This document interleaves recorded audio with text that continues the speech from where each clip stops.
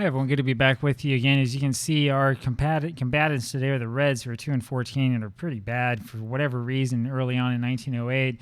And the Pittsburgh Pirates. The Pirates are 2.5 games out, tied now with the Giants for second place, as the Giants won a game earlier today, I believe. Yes, earlier here on May 1st, 1908.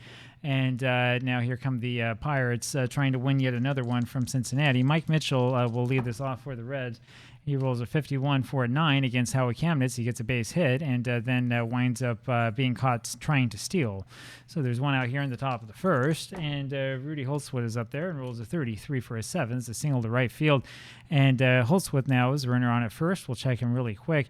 That little C can be a little bit difficult to deal with because unless for some reason I said I don't want the batter to try to steal, it just sort of happens, and you have to kind of accept it for what it is. John Kane up there now, and Kane is hitting so poorly. I'm kind of tempted. In fact, I think I will bunt. I mean, he's a number 3 hitter. I need to change these lineups.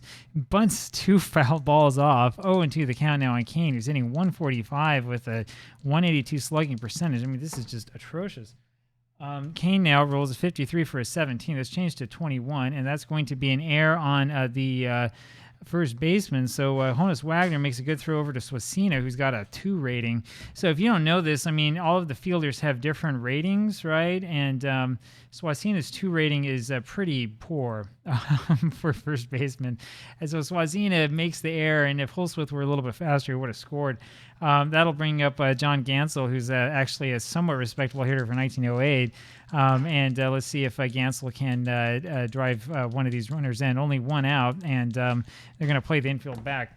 And the rule here is a 33, as you can see. You can see it a little bit better than I can for a 0. And the next rule is a 13 for a 6. There's a chance for a home run. First roll is a 35. It's out of the range. So it's going to be a 6 for a double, and that will clear the bases. 2-0 now Reds. They'll bring up Hans Lobert now with the runner on at second.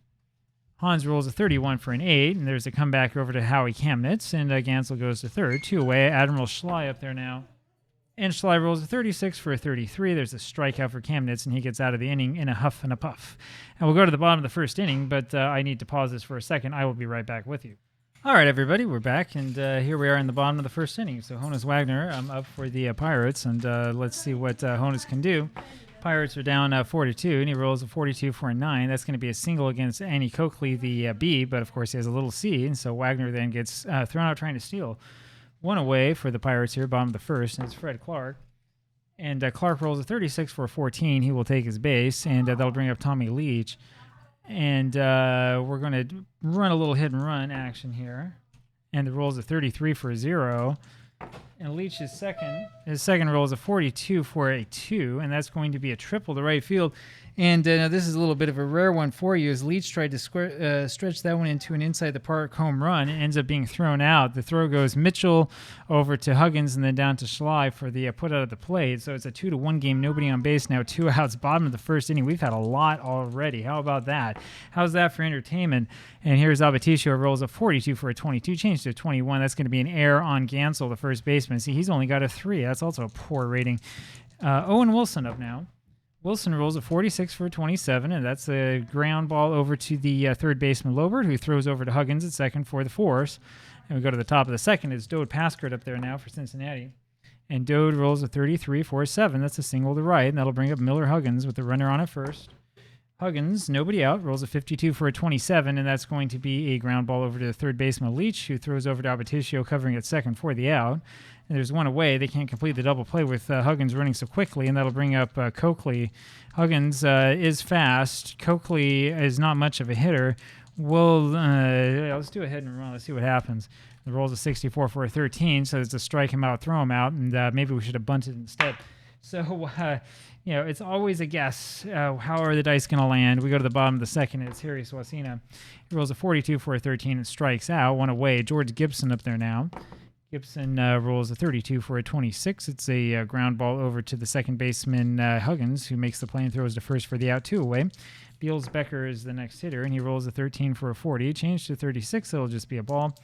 And the next roll is a 43 for a 29. It's a comebacker over to Coakley, who makes the play and throws to first for the out, top of the third, as Mike Mitchell.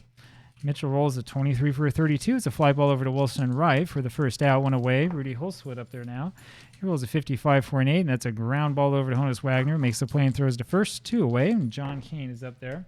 He rolls a 55 for an 8. That's a little fly ball, this time over to Becker in center field for the out. We go to the bottom of the third. Howie Kamnitz comes up there now for the Pirates. And Kamnitz rolls a 36 for a 33, and the little E roll comes up. It's a 25, which is out of the range.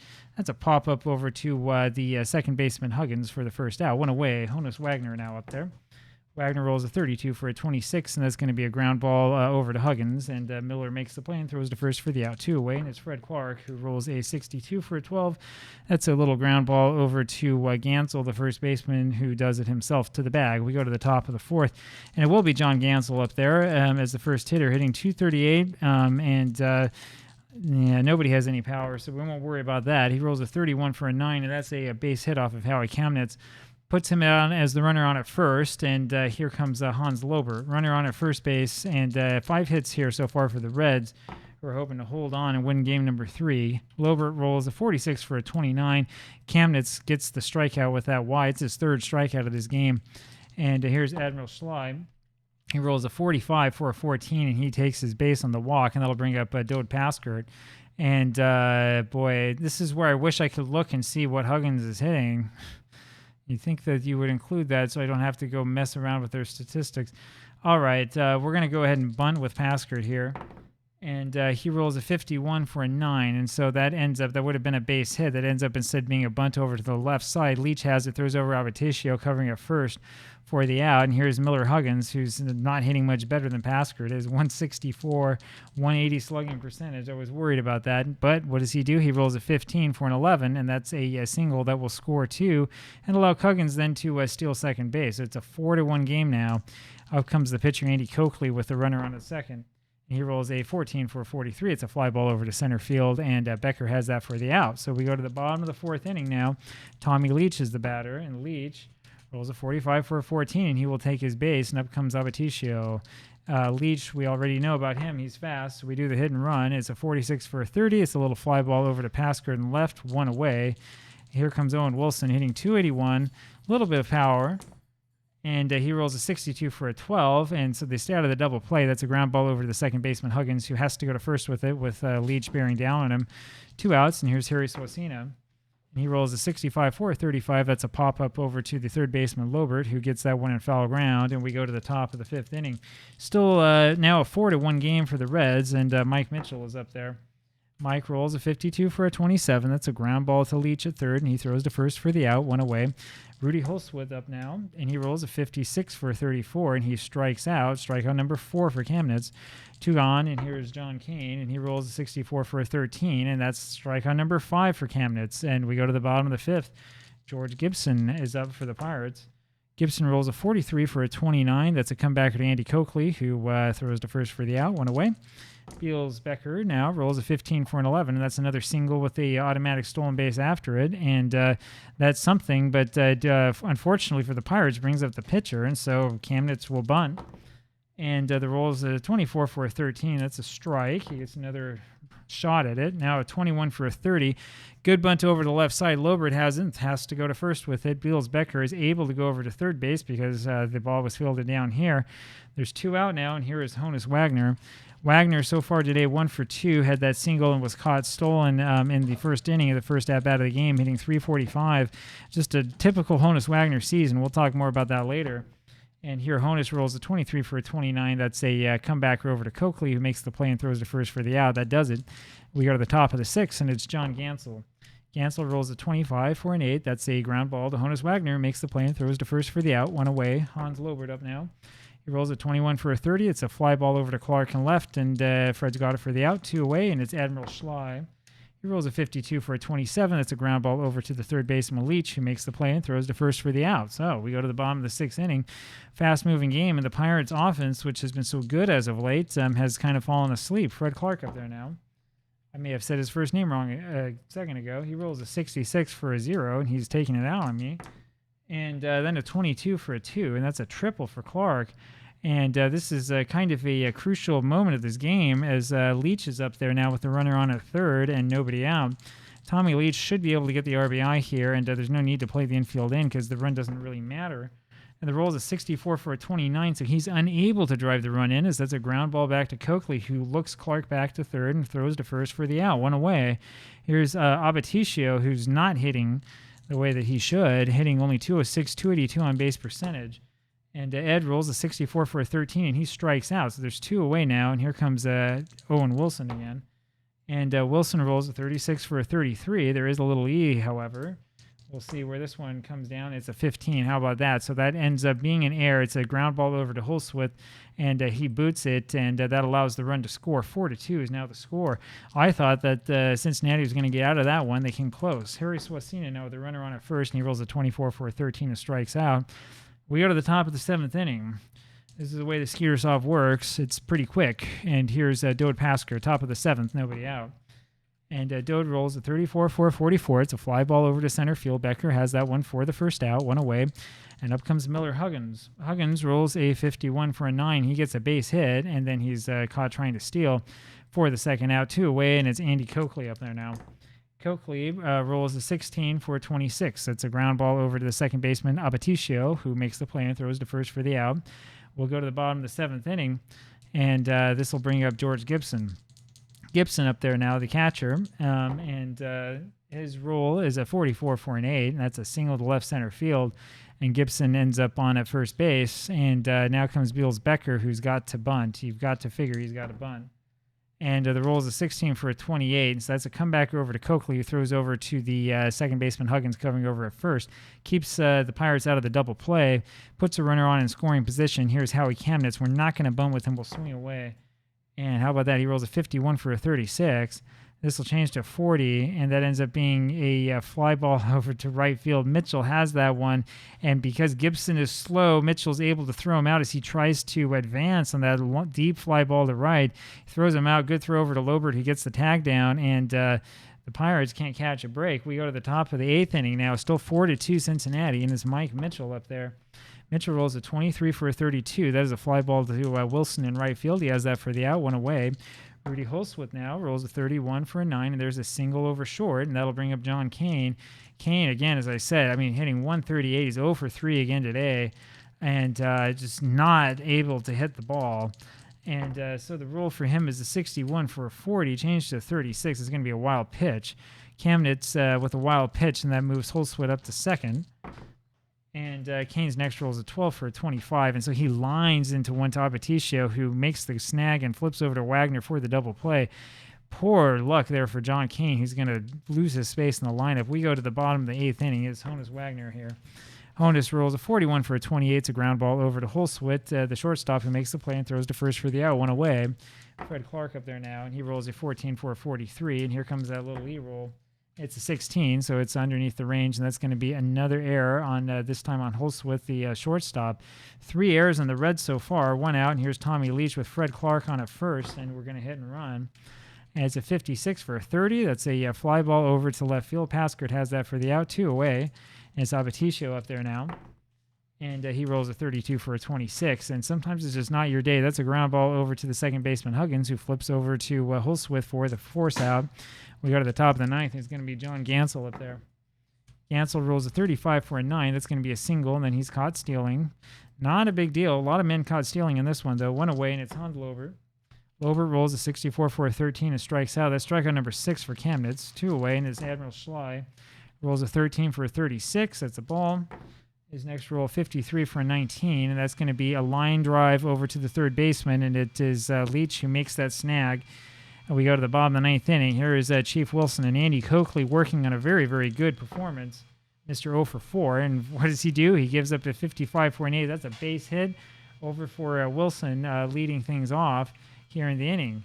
So Wilson gets the base hit. Apologies, I'm trying to get that stupid number on the left to go to the right place.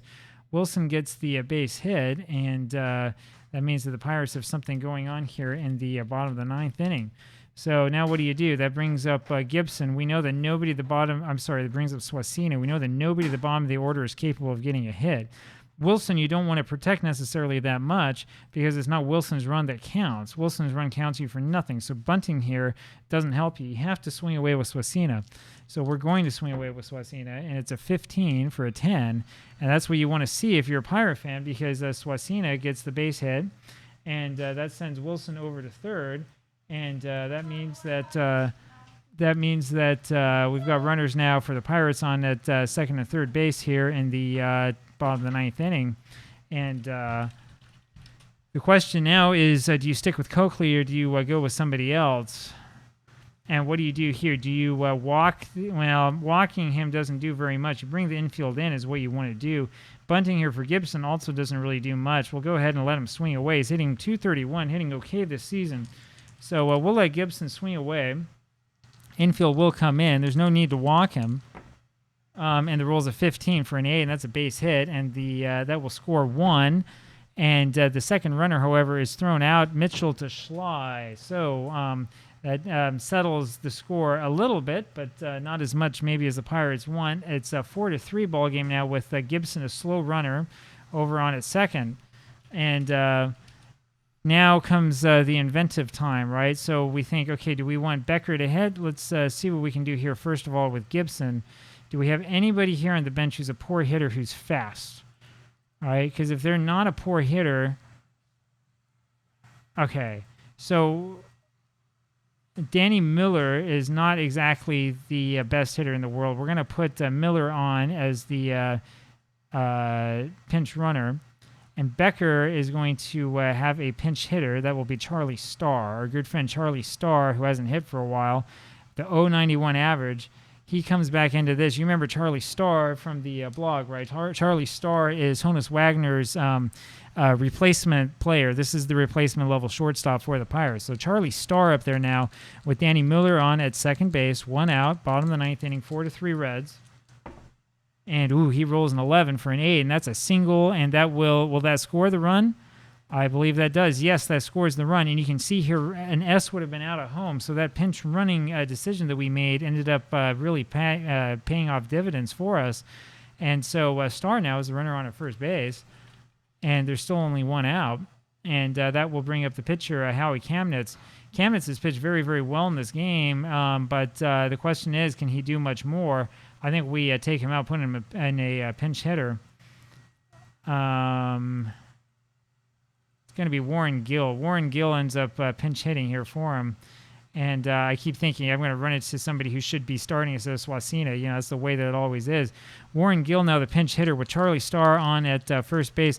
Now, Starr is fast enough that you could hit and run with him, but of course, as we all know, he's kind of erratic. I've written about that before. Warren Gill rolls a 25 for a 9, and that is a single, and that sends Starr to third base. Gill, however, is then caught stealing.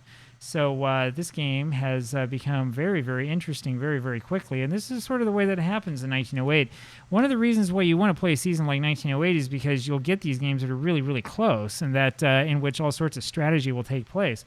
Charlie Starr is on at third base, 2 outs, and Honus Wagner is up there now. Coakley has been giving up all sorts of hits left and right. I'm going to stick with him. I think he can get out of this one, and we'll take him out in the top of the 10th. And the roll by Wagner is a 32 for a 26, and that's going to be a ground ball over to the second baseman Huggins, who throws over to first for the out. And that means that we're going to have to go to the 10th inning, and so now we need to make a couple of substitutions here. So this time around it told me, hey, moron, you know, we have a bunch of guys who are out of position here, so we got to figure out what we want to do. We do need a catcher, and we need a center fielder. So Miller, and we need a pitcher too. Miller is probably not able to play catcher. We're going to put Ed Phelps in. So he will be the catcher. Starr probably cannot play in center field. And do we have somebody who can? Let's see what we can find. Not much there. And so now we really have to be a little bit creative. Yeah, Starr can play in the infield. So is there an infielder who can play there? Wagner actually can play anywhere, but this is only indicative of where he actually played in the season. Yeah, Tommy Leach. Tommy Leach will be the new center fielder. And then, This menu system also is not exactly the best in the world. Yes, Star can play third base. So Star ends up changing over to third base. We'll stay in the ball game. And then we'll have a relief pitcher. I mean, Deacon Philippi, I'd put him in just for the name.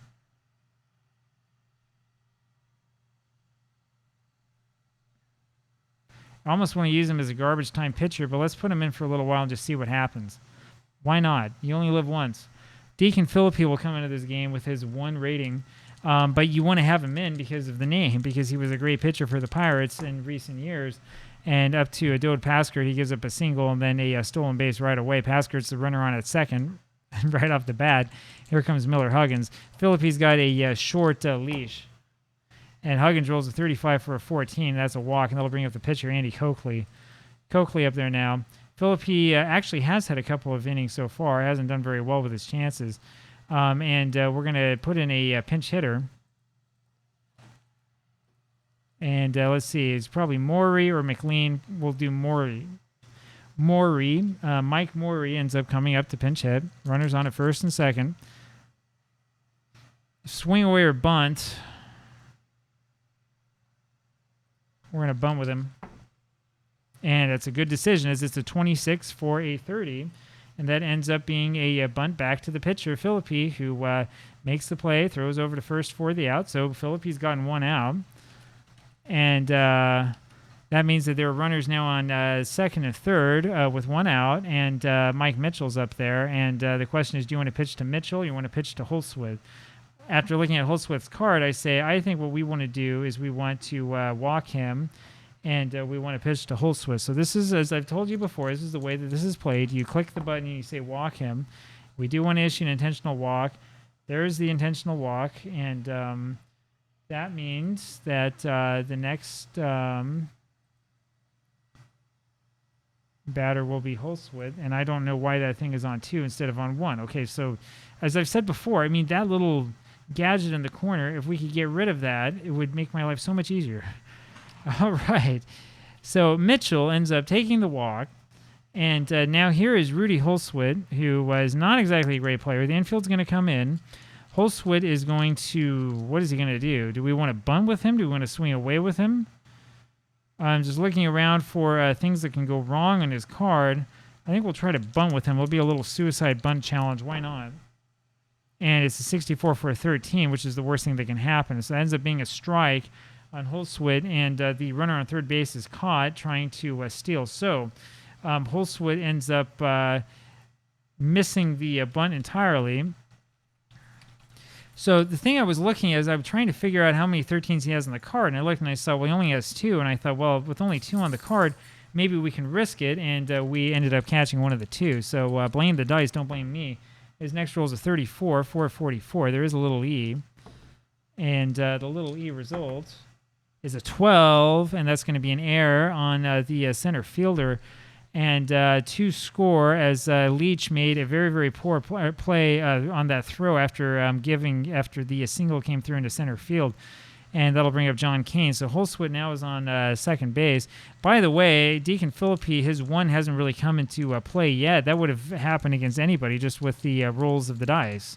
Here comes John Kane, who rolls a 31 for a 14, and Kane takes first, and that still would have happened, you know, unless you put a pitcher in there who has a double Z. Here's John Gansel, and he rolls a 34 for a 44. That's a fly ball over to center field, and Leach has that one for the out.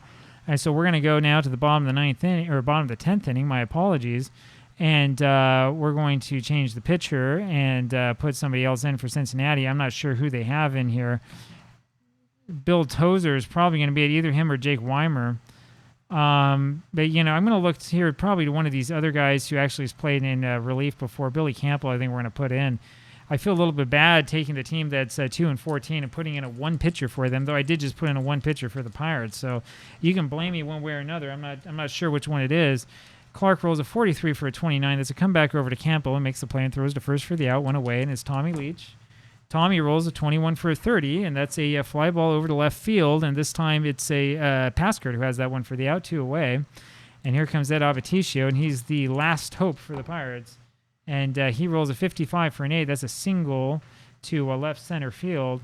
And that's a pretty big hit there for Abbaticchio. Abbaticchio not exactly having the best of games or the best of seasons so far, but he gets a base hit here in a clutch situation for the Pirates, and that'll bring up Owen Wilson. 1 on, 2 outs, bottom of the 10th, and Wilson represents a potential tying run.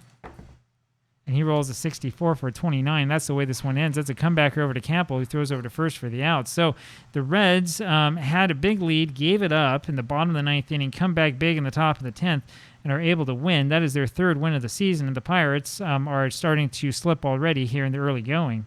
Sure hope you enjoyed that one. That was a lot of fun for me to play through, though a little bit nerve-wracking there at the end. And hope you're having a good day. I'll talk with you again tomorrow. Bye.